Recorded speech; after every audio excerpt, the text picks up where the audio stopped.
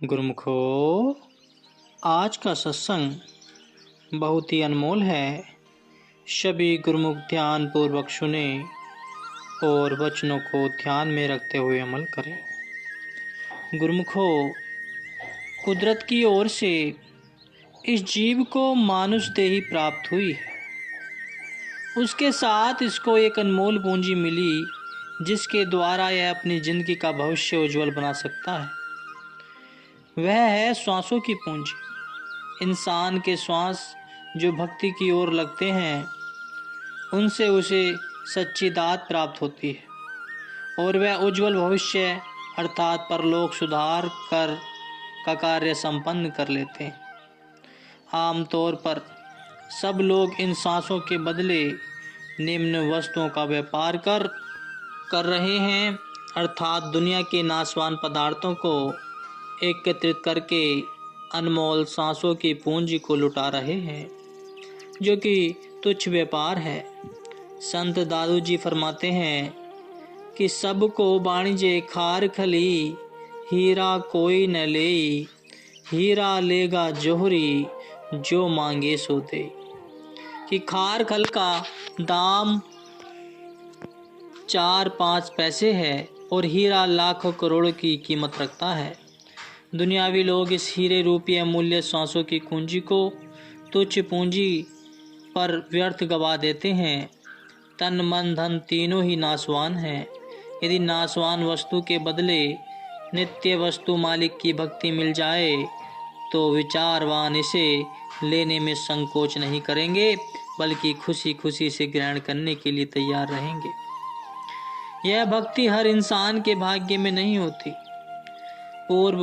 पूर्ण संस्कारों के फलस्वरूप सत्पुरुषों से मिलाप होता है और भक्ति का ऐसा सुअवसर प्राप्त होता है। भक्ति करके भक्त भगवान से जा मिलता है, यही लाभदायक सौदा है। रामायण में वर्णन आया है, लाभू की किछु हरि भक्ति समाना, जेहि गावहि श्रुति संत पुराना। कि भक्ति जैसा लाभ दुनिया में कहीं नहीं है। कोई भी वस्तु इसकी समानता नहीं कर सकता। वेद शास्त्र और ग्रंथों की वाणियाँ पुकार कर कहती हैं कि केवल भक्ति ही सत्य है, बाकी सृष्टि की रचना क्षणभंगुर है, नाशवान है। जो उपजऊ सो बिनसे ही, परो आजू के काले, नानक हरि गुण गाई ले, छाड़ी सगल जंजाल। संसार में जिसने जन्म लिया है उसकी मृत्यु निश्चित है। केवल मालिक की भक्ति अमर व शाश्वत है। यही इंसान का साथ निभाती है, जन्म मरण के चक्र से छुटकारा दिलाती है, सुखों के भंडार से मिलाती है। यह ज्ञान और विवेक सत्पुरुषों की संगति में आने से ही मिलता है। कहते हैं कि ज्ञान अंजू गुरी दुआ, अज्ञान अंधेर विनाश, हरि कृपा ते संत भेटे, नानक मति प्रगाश। कि यह जो ज्ञान की रोशनी है यह सत्संग में ही मिलती है और महापुरुष ही यह रोशनी प्रदान करते हैं, जिससे माया का अंधकार दूर हो जाता है, कल्याणकारी रास्ता पाकर जीवन आनंदमय बन जाता है। तो गुरुमुखो, आपको सत्पुरुषों की सुसंगति का जो अवसर मिला हुआ है, क्या यह हर एक को मिल सकता है? नहीं। जिनके कई जन्मों के पुण्य जागते हैं उन्हें ही ये दुर्लभ घड़ियाँ प्राप्त होती हैं। वे भक्ति का लाभ प्राप्त करके जीवन को खुशहाल बना लेते हैं। इस प्रकार महापुरुषों के बख्शे हुए ज्ञान से भक्ति के रास्ते पर चलते हुए गुरुमुख जन अपनी आत्मा का कल्याण कर लेते हैं। जन्मों से बिछुड़ी आत्मा अपने मालिक से एकाकार हो जाती है और सही मायनों में वे अपने जीवन को सफल एवं उज्जवल बना लेते हैं और महापुरुषों की प्रसन्नता को प्राप्त कर लेते हैं। लगभग 5.5 वर्ष पश्चात सन 1976 में श्री मंदिर परिसर भव्य रूप में निर्मित हो गया और श्री प्रयागधाम की धरती सुख सत्पुरुषों की कृपा दृष्टि पाकर अपने भाग्यों पर इठला रही थी। नया गांव काले पत्थरों से भरा वीरान स्थान श्री प्रयागधाम और महापुरुषों की असीम कृपा से उज्जवल धवल श्वेत संगमरमर से निर्मित ज्योतिर्मय उपासना स्थल बन गया।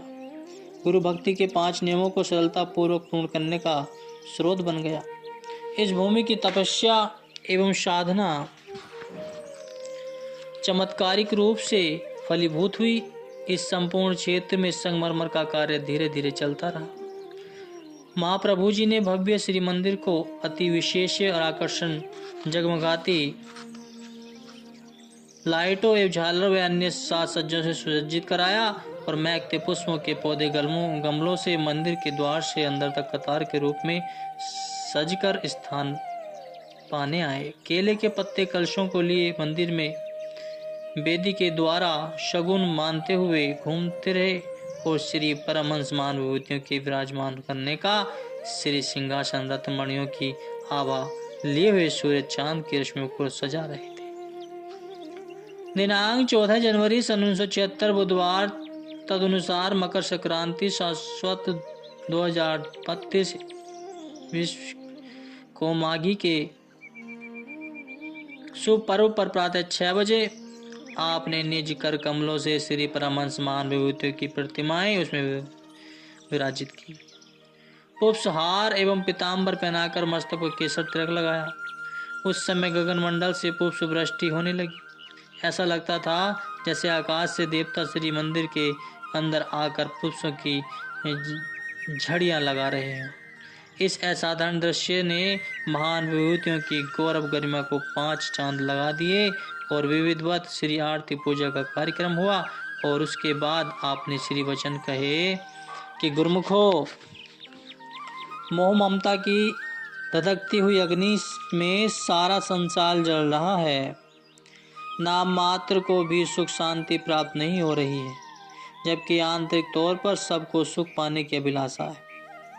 संत महापुरुष संसार में प्रकट होते हैं और दुखी जीवों की हालत देख भक्ति का मार्गदर्शन उन्हें सुख व शांति प्रदान करते हैं। सत्पुरुषों का वास्तविक में यही मिशन होता है कि मोह माया की लपेट में आए हुए जीव सतमार्ग अपनाकर सुखी हो जाएं। इसी हेतु ही अत्यंत परिश्रम व उत्साह पूर्वक आज के दिन महापुरुषों की पवित्र भूमि प्रयागराज में श्री परमहंस अद्वैत मंदिर की स्थापना कर श्री परमहंस अद्वैत मत के शाश्वत ज्योति स्तंभ श्री प्रथम पातशाही जी महाराज, श्री द्वितीय पातशाही जी महाराज, श्री तृतीय पातशाही जी महाराज तथा श्री चतुर्थ पातशाही जी महाराज की दिव्य प्रतिमाएं विराजमान की गईं और यहाँ पर नित्य प्रत्याश से श्री आरती पूजा का नियम आरम्भ कर दिया गया, जिससे कि आत्मा प्रफुल्लित होगी और जीवन खुशहाल हो जाएगा। जिज्ञासु जन नित्य प्रति प्रातः शाम के समय आरती पूजा ध्यान व भजन अभ्यास करके अपने हृदय को निर्मल बनाकर सच्चे सुख व शांति को प्राप्त करेंगे। सभी प्रेमी जिज्ञासु श्री आरती जी के दर्शन पाकर तथा सत्पुरुषों के पावन वचनों की गंगा में स्नान कर तन मन को पावन कर शाश्वत आत्मिक आनंद को प्राप्त करेंगे। उनका यह लोक भी सुखी होगा और परलोक भी सवर जाएगा। इसके पश्चात यह भी फरमाया कि इस श्री परमहंस अद्वैत मंदिर में सर्वदा के लिए दोनों समय प्रातः शाम के समय आरती पूजा का नियम चलता रहेगा। उसके बाद प्रसाद वितरित किया गया तथा श्री परमहंस मान विभूतियों की स्तुति में भजन गाए गए। सब संगत प्रसन्न चित्त गुरु महिमा का गायन करती हुई कृत्य हो गई। इस नियम का पालन श्रद्धापूर्वक हो रहा है और 14 जनवरी माघी का पर्व भी था। हजारों की संख्या में संगतें श्री दर्शन के लिए आई हुई थी। उनमें कुछ प्रेमी विदेश से आए हुए थे। आपने उनको फरमाया कि आज सन 1976 का पर्व आप सबके लिए विशेष पर्व है। आपको इस पर्व पर खुशखबरी दे रहे हैं कि अब श्री आनंदपुर, श्री प्रयाग धाम और श्री संत नगर में श्री परमहंस अद्वैत मंदिर में प्रातः शाम श्री आरती पूजा का कार्यक्रम हो रहा है और पश्चिमी एवं पूर्वी देशों में भी सब जगह ऐसे ही श्री परमहंस अद्वैत मंदिर बनेंगे। लंदन, कनाडा, टोरंटो, अमेरिका आदि सब स्थानों पर श्री दर्शन एवं सत्संग का लाभ सबको मिलेगा। श्री वचन अमृत पान कर संगत निहाल हो गई और जयकारा बुलाकर अंतरात्मा प्रफुल्लित हो उठी। इसी शुभ पर्व पर आई हुई समस्त संगत के समस्त सत्संग भवन में विराजमान होकर आपने ये वचन फरमाए कि विधाता ने मनुष्य को उच्च कोटि की बुद्धि और अद्भुत मस्तिष्क प्रदान किया है। इनकी सहायता से यह प्रत्येक वस्तु की जांच करता है और उसका मूल्य आंकता है। जिस कोटि और जिस मूल्य की वस्तु हो उतनी ही कीमत चुकाकर उसे क्रय करता है। कम दाम की वस्तु हो महंगे दाम में लेना कभी स्वीकार नहीं करता, यानी हर अवस्था में इसे लाभ का सौदा ही करना पसंद है, हानि या घाटा कोई नहीं चाहता। यह तो ही सांसारिक कामकाज की बात प्रमुख। अब यदि आध्यात्मिक दृष्टिकोण से देखा जाए कि आत्मिक दृष्टि से जो बहुमूल्य वस्तु है उसे देकर कोई कौड़ियाँ खरीद करे तो यह कहाँ की बुद्धिमानी है। वह बहुमूल्य वस्तु कौन सी है जो किसी मोल पर दोबारा नहीं मिल सकती? वह मानव जीवन का बहुमूल्य समय, जिसका एक बीता हुआ क्षण, एक गया हुआ श्वास किसी दाम पर लौट कर नहीं आ सकता। विद्वानों ने कहा है, गया वक्त फिर हाथ नहीं आता नहीं, गया वक्त फिर हाथ आता नहीं, सदा सुनहरी दिन दिखाता नहीं। अर्थात गया हुआ समय कभी हाथ नहीं आता। ये संसार के सुनहरे दिन क्षणिक हैं, सुख भरे दिन सदा नहीं रहते।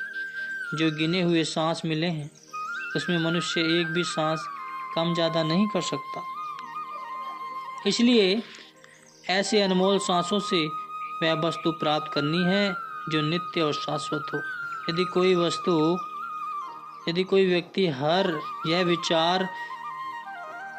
विचारे कि धन संपत्ति और मान प्रतिष्ठा पाकर उसने समय का सदुपयोग किया है तो उसका यह विचार गलत है, क्योंकि न ये स्थिर रह सकने वाली है और न ही किसी का साथ दे सकती है।